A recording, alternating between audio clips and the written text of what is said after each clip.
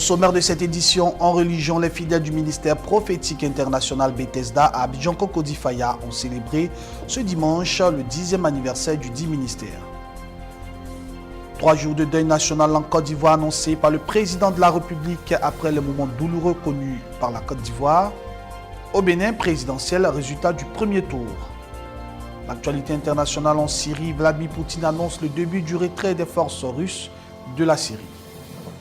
Mesdames et messieurs, bienvenue à cette édition d'information. Merci de choisir The Blessing Channel. Nous l'ouvrons en Côte d'Ivoire. 3 jours de deuil ont été décrétés par le président de la République de Côte d'Ivoire, son Excellence Alassane Ouattara, suite au moment douloureux vécu par la Côte d'Ivoire ce dimanche 13 mars 2016.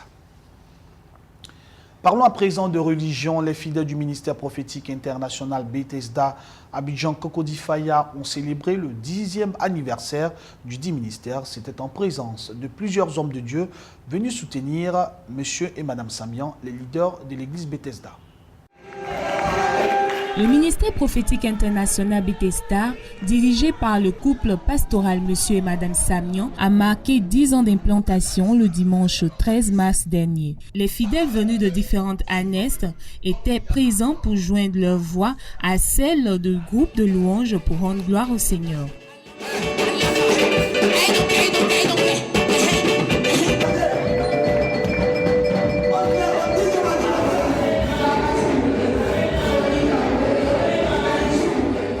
Le ministère dans sa marche a connu des obstacles, difficultés, mais a pu par la grâce du Seigneur et l'Esprit de Dieu les vaincre. C'était hier, du jour de la naissance du temple Bethesda. Oui, ce bébé gazouillant, Ernab, a connu des nuits dans son adolescence. Il a connu des difficultés, des épreuves, et cela n'a toujours pas été facile. Oui, il a parfois donné du fil à retordre à ses pères fondateurs, papa et maman Samian. Mais par la grâce de Dieu, aujourd'hui ce bébé a 10 ans. Devenu donc mature, ce bébé a grandi. Oui, il a grandi parce qu'il a su vaincre la méchanceté des hommes.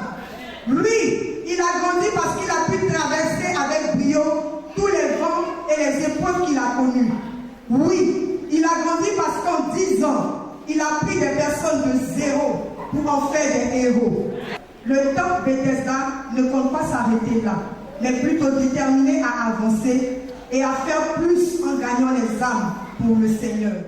Ils changeront d'avis sur toi. Le thème développé par le docteur Dakouri, invité spécial venu de la France. L'homme de Dieu a exhorté les fidèles en déclarant que Dieu a placé entre nos mains tout ce qui pourra faire changer la vie négative des uns et des autres sur notre vie. Nous avons été marginalisés. Nous avons été indignés. Et nous ne pouvons plus continuer de supporter l'indignation, la frustration, la mise à l'écart. Alors, nous venons à ce thème pour réfléchir. Il faut que la vie des uns et des autres à notre sujet change. Alléluia. Or, la vie des gens ne changera pas si nous ne faisons rien. Suivez-moi. Parce que Dieu a placé entre nos mains tout ce qui convient de faire changer la vie négative des uns et des autres contre nous. Nous savons les moyens, nous savons les ressources, nous savons ce qui convient d'amener les gens à changer la vie. Alléluia. C'est pourquoi nous allons parler brièvement de la manifestation des fils de Dieu. Plusieurs hommes de Dieu sont venus soutenir le couple pastoral Samian pour rendre la grâce et l'honneur au Seigneur qui, durant tout leur ministère, a été présent et continue de l'être. Toujours en religion, un culte spécial a été également célébré ce dimanche dernier au MEPEF, ministère évangélique Puissance de la foi, ce culte spécial d'action de grâce a été aussi marqué par un message du révérend prophète Ézéchiel Sia, président fondateur de ce ministère. Les fidèles du ministère évangélique Puissance de la foi, dirigé par le révérend prophète Ézéchiel Sia, ont célébré le Seigneur à travers un culte d'action de grâce pour tous ses bienfaits. Un moment de réjouissance marqué par la louange avec le groupe musical.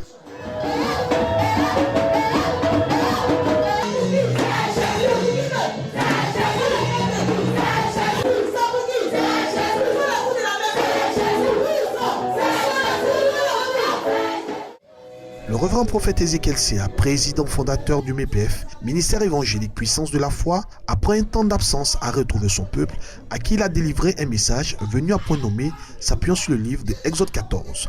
Gardez silence, car l'Éternel combattra pour vous. Le problème que tu traverses doit éclater la gloire de Dieu. Ta situation dans laquelle tu te trouves doit éclater la gloire de Dieu. Si tu n'as pas un problème, la gloire de Dieu ne sera pas éclatée. Il faut que tu aies un problème, que Dieu te donne une solution pour pouvoir éclater la gloire de Dieu. Mais une affaire spirituelle, une affaire que nous devons comprendre, et nous devons toujours garder le silence devant l'Éternel. Ce beau culte d'action de grâce a été aussi marqué par la remise des cadeaux des fidèles à leur Père spirituel, symbole de l'attachement à l'homme de Dieu et l'œuvre accomplie pour la seule gloire de l'Éternel. Et c'est dans cette ambiance fraternelle que ce beau culte a pris fin. Que Dieu vous bénisse. La fondation Isha de la prophétesse Déborah a organisé le samedi 5 mars 2016 sa grande rencontre internationale des femmes. La fondation Isha a ainsi célébré la femme à l'instar du monde entier avec un thème très important, la femme, une aide pour son église, sa nation et le monde entier. Suivons ce reportage. Elles sont venues d'Afrique du Sud, des Antilles, de l'Allemagne, des États-Unis et de toutes les régions de la Côte d'Ivoire. C'est par un défilé des différentes délégations que la grande rencontre des femmes intitulée Pluie, organisée par la fondation Isha, a débuté. Remerciant ses consoeurs d'avoir fait nombreux le déplacement, la prophétesse Déborah, la présidente fondatrice de la fondation Isha, a rappelé le contexte de la rencontre. Nous sommes au thème de notre programme annuel en faveur de la femme. La Fondation Isha, c'est un ministère qui agit dans plusieurs domaines, que ce soit pour le bien-être des couples, des foyers, des familles, des hommes, des enfants et des femmes.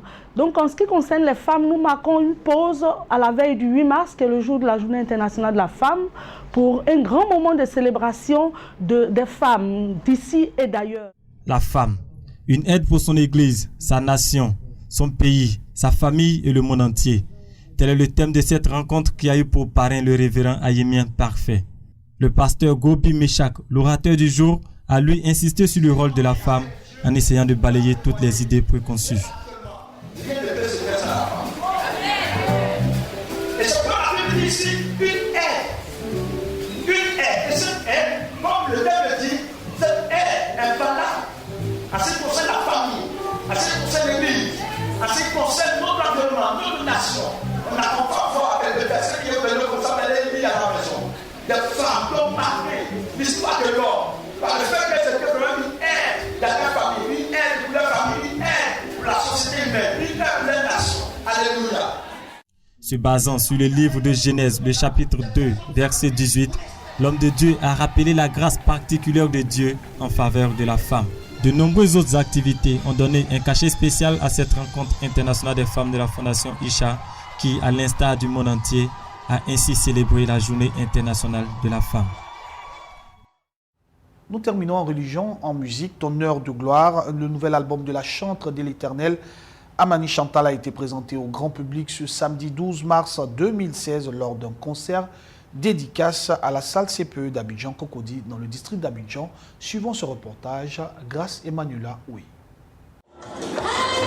Une panoplie de chantres était présent samedi 12 mars dernier au centre de publication évangélique de Cocody, en abrégé CPE, pour ouvrir cet espace de dédicace de l'album de la chantre Amani Chantal.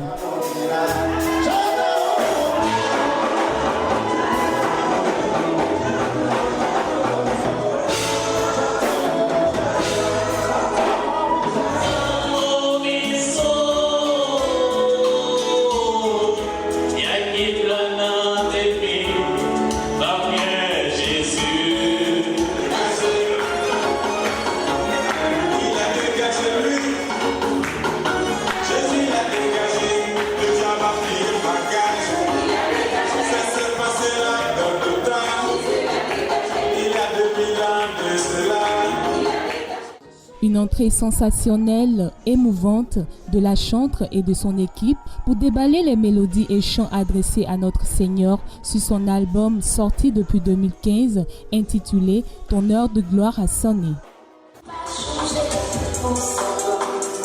Il m'a transformé pour sa gloire, il m'a changé pour sa gloire, il m'a sorti de la boue pour sa gloire.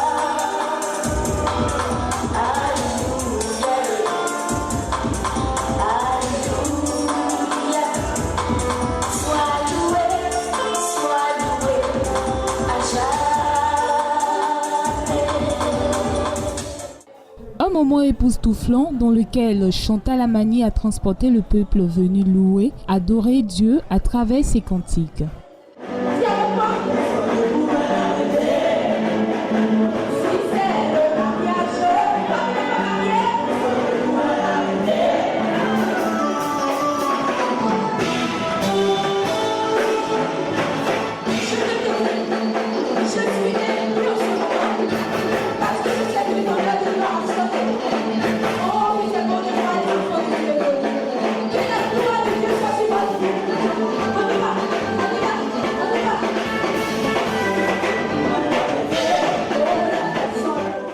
Hâtez-vous de vous procurer les cantiques contenant l'album « Ton heure de gloire a sonné » de la chantre Chantal Amani. J'ai été émue, j'ai été touchée de voir tout ce beau public-là venir voir une nouvelle chose qu'on peut dire dans le milieu. Je voudrais conseiller à tous ceux qui verront en tout cas ces images à la télé de bien vouloir se procurer ce album parce que franchement le Seigneur glorifie son nom au travers de cet album.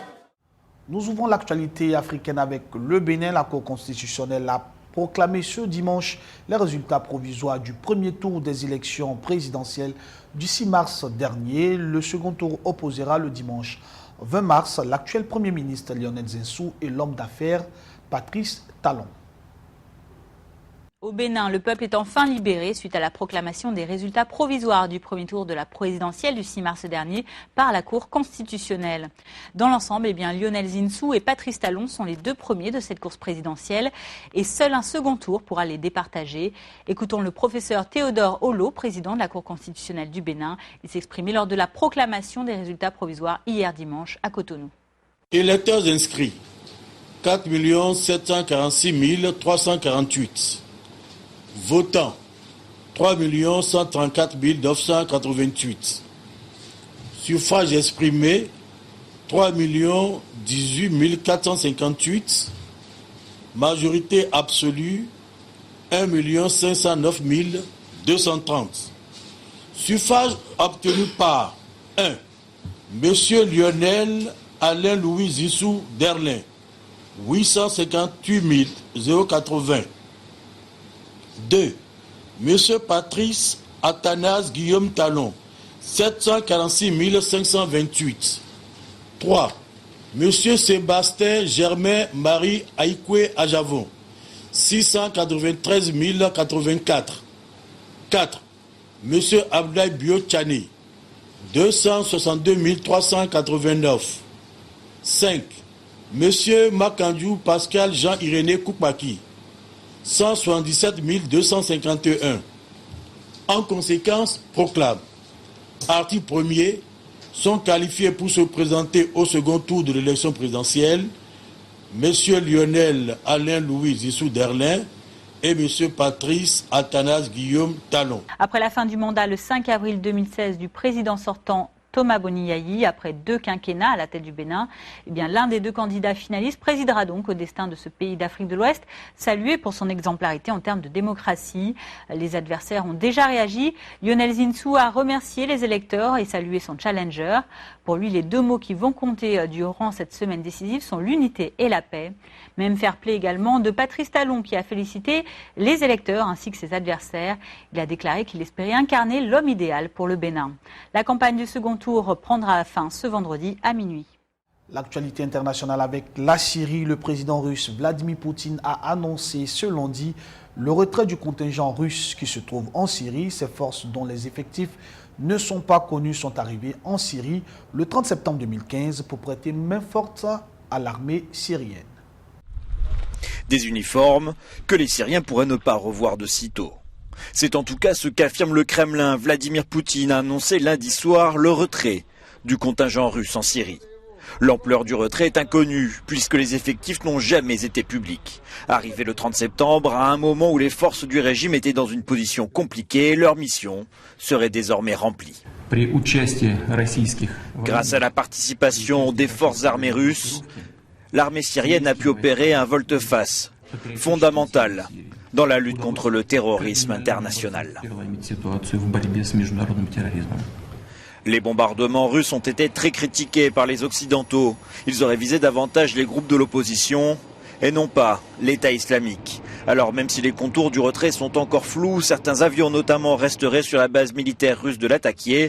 Son annonce est bien accueillie. Lorsque nous voyons les forces se retirer, cela signifie que la guerre prend un nouveau tournant. Donc, c'est une bonne chose. Cela a été rendu possible par la bonne coopération entre les États-Unis et la Russie.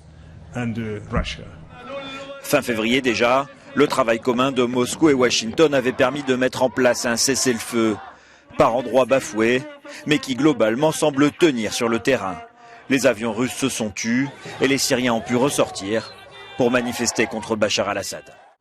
En Allemagne, après la défaite de la CDU aux élections régionales, le parti de la chancelière Angela Merkel paraît fragilisé. Mais le gouvernement allemand maintient sa politique sur les réfugiés. L'argument pourrait être utilisé contre lui par le parti d'extrême droite, l'AfD, l'Alternative pour l'Allemagne.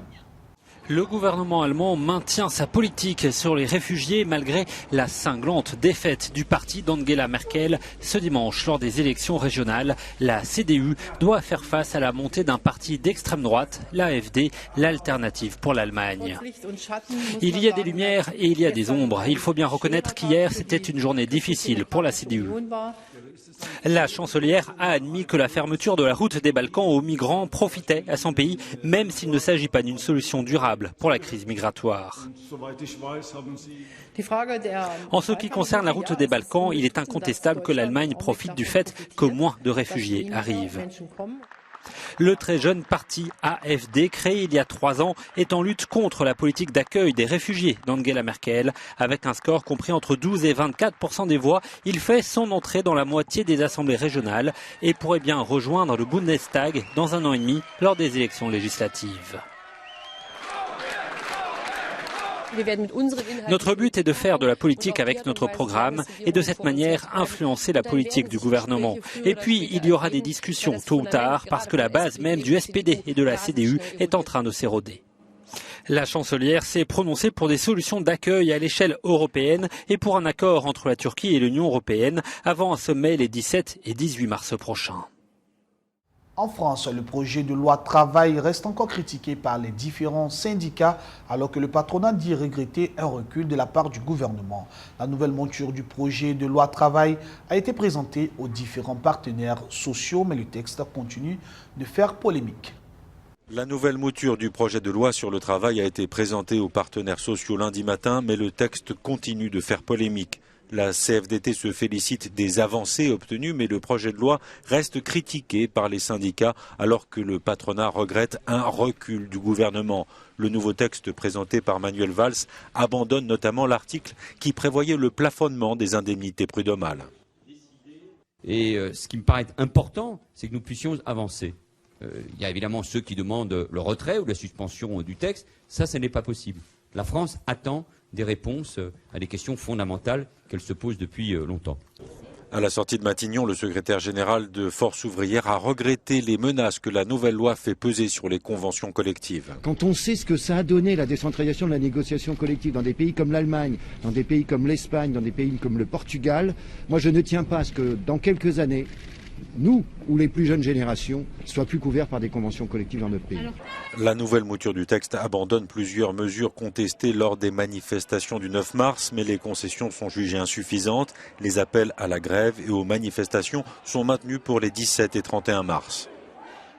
Revenons à présent sur les élections présidentielles aux États-Unis. Ce mardi, la Floride a voté aux primaires américaines.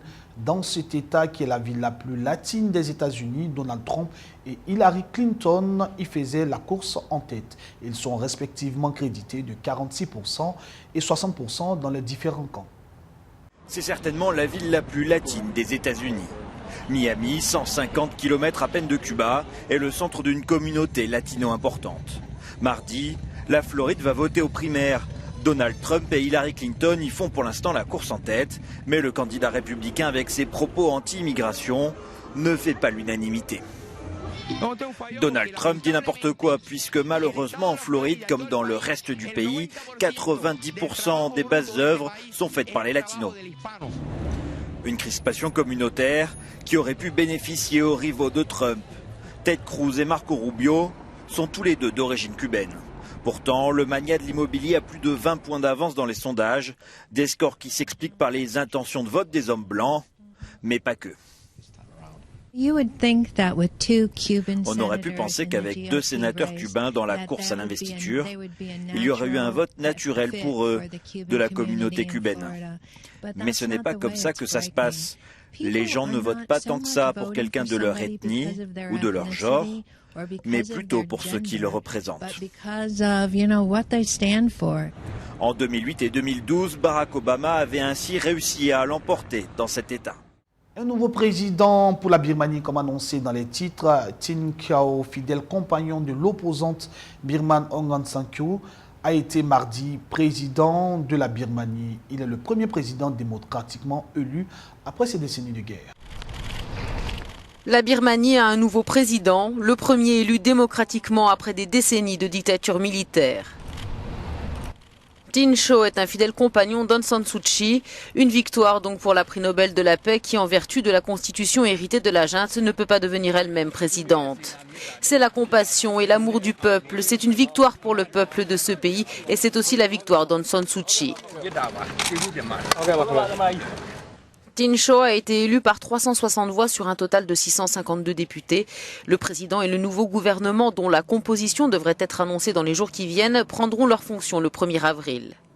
Aung San Suu Kyi n'a pas précisé si elle serait ministre de ce gouvernement ou si elle tirerait les ficelles de l'exécutif depuis son poste de députée. Elle a cependant déjà prévenu qu'elle serait, je cite, au-dessus du président.